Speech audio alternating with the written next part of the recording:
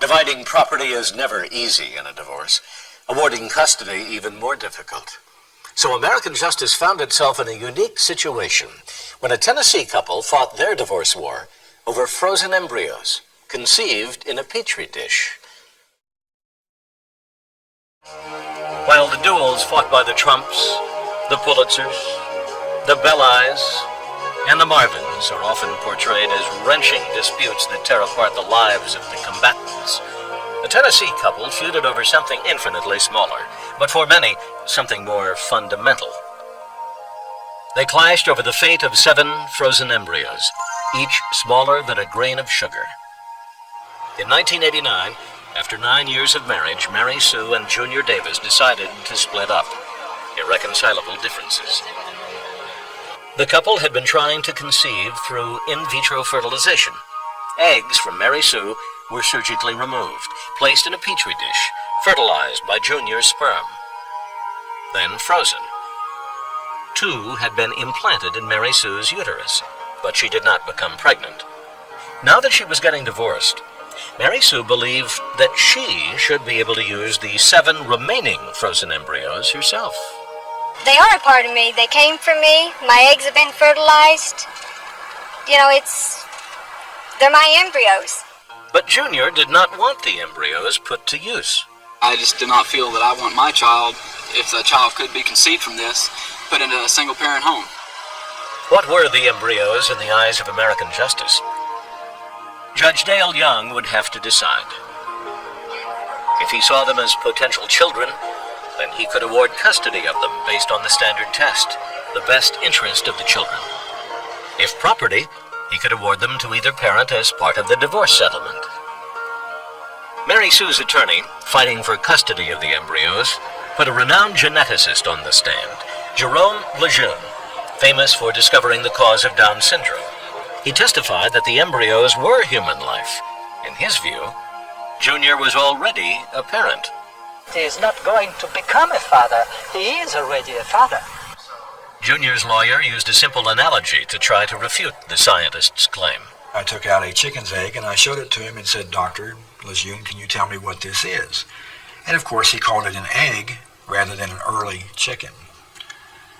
And I was trying to make the point there that there is a difference, a profound difference between an egg and a chicken, and there is also between an embryo or pre-embryo and a child. Whether the embryos were life or property, Mary Sue's lawyer accused Junior of simply reneging on his agreement with his wife to let her use them to try to become a mother. He doesn't want to become a parent now, but he gave his consent for her to be a mother some time ago. That was the most ridiculous argument that was made at this trial. Just ask yourself, what did he consent to? Did he consent to the fact that she'd have 7 children after they were divorced? Mary Sue claimed the remaining embryos were her last chance at motherhood. After everything I've been through, I don't think I could go through the process again. A month after the trial had ended, Judge Young rendered a sweeping decision. The court had no alternative but to view these in vitro embryos as children, just much the same as you would view a 2-year-old or a 3-year-old child. The judge awarded custody of the 7 frozen embryos to Mary Sue. A wonderful victory, as far as I'm concerned. Junior appealed the decision. In the meantime, Mary Sue remarried and changed her mind. Instead of wanting the embryos implanted in her, she now wished to donate them to another couple. The embryos remained frozen at a Knoxville clinic. Junior also remarried and wanted to keep the embryos right where they were. The pre-embryos that are laying in the lab, there's no guarantee that they're going to become children if they were used. If they were used, there's a guarantee that I will, for the rest of my life, wonder if I have a child out there somewhere. And when you have an opposition like that compared to the possible life of an embryo, I don't think that it's right. In September 1990, the Court of Appeals of Tennessee overturned Judge Young's decision, saying the embryos were property. The court announced the Davises should have joint control. Now Mary Sue appealed to the Tennessee Supreme Court. The judges ruled that both the lower courts had it wrong. The embryos were neither children nor property, but something in between, with potential for human life. But the real conflict, they said, was between the rights of the two parents. Mary Sue's right to see the embryos used for procreation versus Junior's right that they not be used for any purpose at all. The court decided that Junior had the stronger argument, that he could not be forced to become a father against his will. In June 1993, after Mary Sue had filed an appeal to the U.S. Supreme Court and was turned down, the embryos were awarded to Junior. He promptly collected them from the Knoxville clinic, took them home, and destroyed them.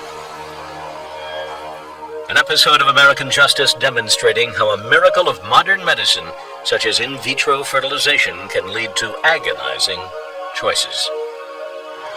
Divorce wars such as this force the law to referee struggles where so much is on the line, but where the rules of the game are still evolving. Till death do us part. The old marriage vow has lost much of its force. Over the past century, divorce has grown from a rare hush-hush event to a common phenomenon. In 1880, 1 in 16 marriages ended in divorce. In 1928, 1 in 6. And today, it's a sad but well-known statistic that about half of all marriages are likely to end in divorce.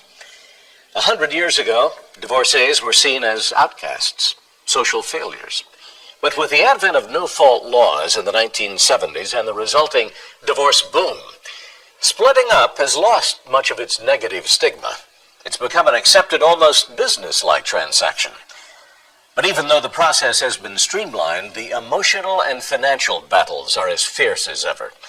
Legally, there are no criminals in a divorce, but there are always victims, the participants themselves, and all too often, their children.